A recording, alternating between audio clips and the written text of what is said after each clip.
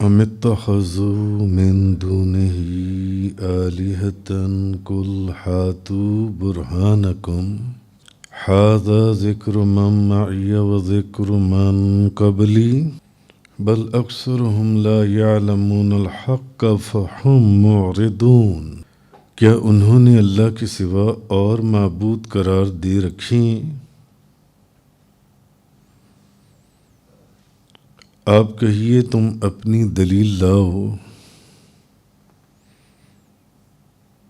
یہ میرے عہد کے لوگوں کے لیے نصیحت ہے اور مجھ سے پہلوں کی نصیحت بھی موجود ہے، بلکہ ان میں سے اکثر حق کو نہیں جانتے،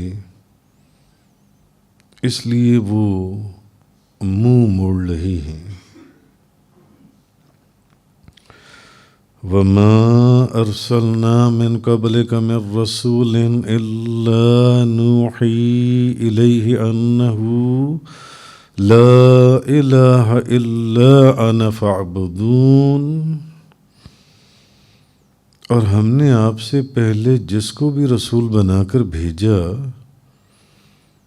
اس کی طرف ہم یہ وحی کرتے تھے کہ میرے سوا کہ بے شک میرے سوا کوئی عبادت کا مستحق نہیں، سو تم میری عبادت کرو۔ تو پچھلے چند آیات سے جو ان سے بیان یہ چل رہا ہے کہ اللہ کی وحدانیت کے اوپر دلائل، اور جو لوگ دوسرے معبود بنا لیتے ہیں ان کا رد، اور اس کے اوپر عقلی دلائل، پھر ان کا رد مختلف دلائل کی روشنی میں۔ اب یہاں بتایا یہ جا رہا ہے مزید آگے کہ کسی اور کو معبود قرار دینا یہ بہت ہی سخت جرم ہے۔ اللہ کے سوا، اور یہ مشرک جو ان سے ہیں یہ اللہ کے ساتھ کسی اور کو شریک ٹھہراتے تھے، اور کئی بتوں کو شریک ٹھہراتے تھے اللہ کے ساتھ۔ تو اللہ کے سوا کسی اور کو شریک بنانا یہ بہت ہی سنگین جرم ہے، کسی اور کو شریک بنانا، حالانکہ ان کے پاس اللہ تعالیٰ کے شریک ہونے پر نہ کوئی عقلی دلیل موجود تھی اور نہ کوئی نقلی دلیل موجود تھی۔ اور ہم نے پچھلے چند دروس کے اندر دلائل عقلیہ بھی بیان کیے اور دلائل نقلیہ بھی بیان کیے، اور مشرکوں کے پاس کوئی دلیل نہیں تھی اللہ کے ساتھ کسی اور کو شریک ٹھہرانے کے لیے، یہاں تک کہ اس سے پہلے پچھلے زمانے میں یا پچھلے زمانوں میں جنہوں نے خدائی کا دعویٰ کیا تھا انہوں نے بھی اپنی خدائی پر اللہ کے شریک ہونے پر کوئی دلیل قائم نہیں کی تھی، ان کے پاس بھی کوئی دلیل نہیں تھی ہی نہیں تو وہ قائم کہاں سے کرتے، اس سے پہلے کے لوگ جن سے ہیں۔ مگر جن کو مشرکین اللہ کے سوا اب معبود مانتے ہیں، بتوں کو تراشتے ہیں اور ان کو اللہ کا شریک بناتے ہیں، انہوں نے کیا ان بتوں نے کوئی خدائی کا دعویٰ کیا؟ کہ ان بتوں نے کوئی خدائی کا دعویٰ کیا ہو یا ان کے پاس اس چیز کی کوئی دلیل ہو اللہ کے ساتھ شریک ٹھہرانے کے اوپر. دعویٰ کس نے کیا ہے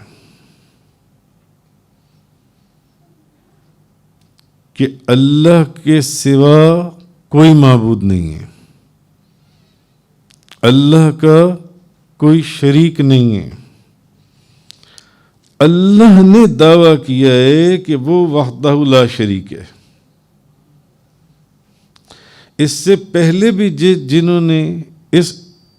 پہلے زمانوں میں بھی جنہوں نے خدائی کا دعویٰ کیا تھا وہ بھی اس کے اوپر کوئی دلیل نہیں قائم کر سکے تھے, کوئی دلیل نہیں لا سکے تھے یا کوئی نشانی نہیں دے سکے تھے کہ ان کے سوا کوئی معبود نہیں ہے. وحدہ لا شریک ہونے کا دعویٰ کس کا ہے؟ اللہ کا ہے. پچھلے زمانوں میں بھی چلے جائیں اور اس کی تاریخ کو کھول لیں تو کہیں ایسی بات نظر نہیں آئے گی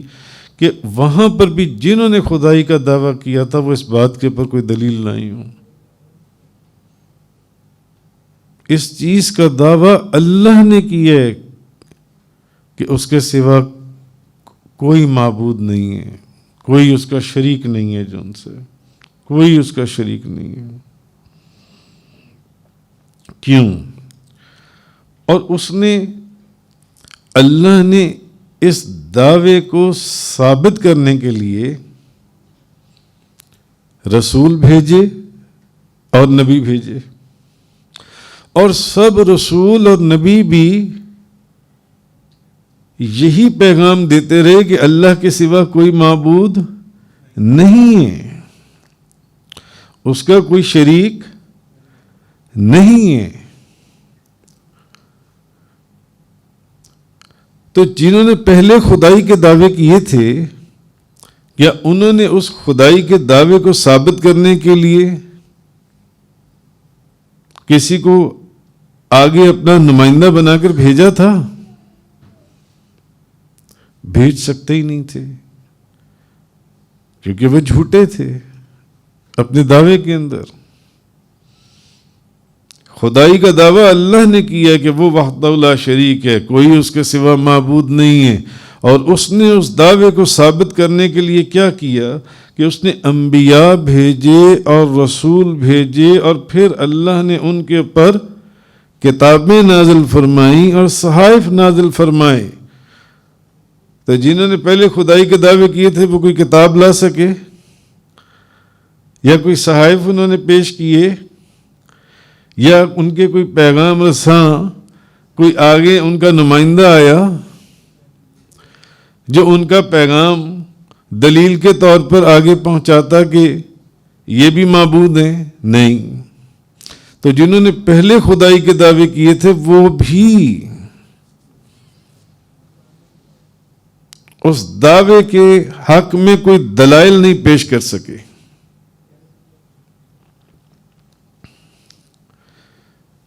اگر اللہ کے سوا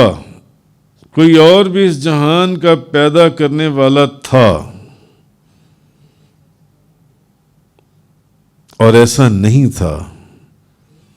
اور اس کے اوپر بھی پرسوں کا بیان بہت تفصیل سے گزر چکا ہے,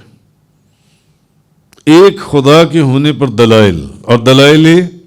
عقلیہ نقلیہ تو چلتے ہی ہیں, ہر روز چل رہی ہوتی ہیں, قرآن حدیث میں بیان ہو رہی ہوتی ہیں, دلائل عقلیہ. تو اللہ کا اگر کوئی شریک تھا اس نے اللہ کی توحید کے رد میں اپنا کوئی نمائندہ بھیجا نہیں, بھیج سکتا ہی نہیں تھا, یا کوئی کتاب نازل کی, کوئی صحیفے آئے, کوئی دلیل پیش کی, تو ہم بغیر ثبوت کے کیسے مان لیں کہ اللہ کے سوا بھی اس جہان کو کوئی پیدا کرنے والا ہے یا اس کا کوئی شریک ہے یا کوئی اور معبود ہے؟ ہم نہیں مان سکتے. بہرحال اگلی آیت میں فرمایا وَمَا أَرْسَلْنَا مِن قَبْلِكَ مِن رَّسُولٍ إِلَّا نُوحِي إِلَيْهِ أَنَّهُ لَا إِلَٰهَ إِلَّا أَنَا فَاعْبُدُونِ، اور ہم نے تم سے پہلے کوئی رسول نہ بھیجا مگر یہ کہ ہم اس کی طرف وہی فرماتے رہے کہ میرے سوا کوئی معبود نہیں، اور جب میرے سوا کوئی معبود نہیں تو پھر صرف اور صرف اور صرف میری ہی عبادت کی جائے گی،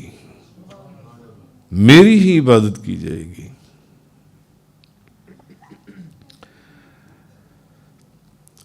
تو اے حبیب، ہم نے آپ سے پہلے جس امت کی طرف کوئی رسول اور نبی بھیجا تو ہم اس کی طرف وہی کرتے رہے کہ زمین اور آسمان میں میرے علاوہ کوئی معبود نہیں۔ جو پہلے رسول اور نبی آتے رہے وہ بھی یہ پیغام دیتے رہے کہ اللہ کے سوا کوئی معبود نہیں ہے اور نہ اس کا کوئی شریک ہے جو عبادت کیے جانے کا مستحق ہو، اور وہ نبی بھی یہی پیغام دیتا رہے اللہ کا کہ صرف میری عبادت کرو اور صرف مجھے ہی معبود مانو، بس۔ تو معلوم ہوا کہ ان آیتوں سے ان کا کرکس پھر ہمیں یہ معلوم ہوا، اس کا مطلب ہے یہ ثابت ہوا کہ ہر نبی کے اوپر وحی نازل ہوتی تھی، یہاں سے یہ ثابت ہوا، کیونکہ اس آیت جو پہلے نبی آئے ان پر یہ وحی نازل ہوتی تھی، ہر نبی کے اوپر وحی نازل ہوتی تھی، اور نبوت کے لیے معلوم ہوا کہ وحی جو ہے یہ بہت ہی لازم ہے، نبوت کے لیے وحی ضروری ہے، یہ نبوت کی ایک دلیل ہے۔ اور تمام نبیوں کو مابعوث فرمانے کی جو حکمت تھی وہ یہ تھا اللہ تعالیٰ کی وحدانیت کو ثابت کرنا، کیونکہ تمام نبی ایک ہی پیغام لے کر آئے کہ اللہ کے سوا کوئی معبود نہیں ہے اور کوئی اس کا شریک نہیں ہے، اور خالص صرف اسی کی عبادت کی جائے گی، صرف اس کی عبادت کی جائے گی۔ تو تمام نبی عقائد میں متفق ہیں، اس کے اوپر پہلے بھی چند لیکچرز گزر چکی ہیں۔ اعمال میں فرق ہیں، اعمال میں فرق ہے، کسی نبی کے دین میں شرک جائز نہیں ہے، شرک جائز نہیں ہے، لہذا مفسرین نے لکھا کہ سجدہ تعظیمی جو ہے کہ بعض نے کہہ دیا تو انہوں نے کہا نہیں، سجدہ تعظیمی شرک نہیں ہے، کیونکہ بعض انبیاء کے زمانے میں یہ ہوا ہے، ہاں ہماری شریعت میں یہ حرام ہے، نبی کریم صلی اللہ علیہ وسلم کی شریعت میں۔ تو تمام نبیوں کے عقائد ایک تھے مگر اعمال میں فرق تھا، ہر نبی کی شریعت کے احکامات مختلف تھے۔ وآخر الدعوانا ان الحمد للہ رب العالمین۔ تفسیر قرآن کا یہ لیکچر انگلش میں سننے کے لیے براہ کرم ڈسکرپشن میں موجود لنک پر کلک کریں۔